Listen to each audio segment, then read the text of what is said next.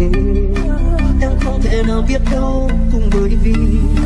đời anh là du ca, anh không lựa chọn được người ơi. Dẫu biết anh yêu em nhưng chẳng thể với tới, rồi biết từng đêm trôi, nỗi nhớ dần tràn trong anh, nhưng anh không thể nói tiếng yêu em. Từng ngày anh vẫn làm thầm nhìn em giữa dòng đời, rồi nhìn ngược về anh biết anh là ai, chỉ là một người yêu em, nhưng em cần người chăm lo cho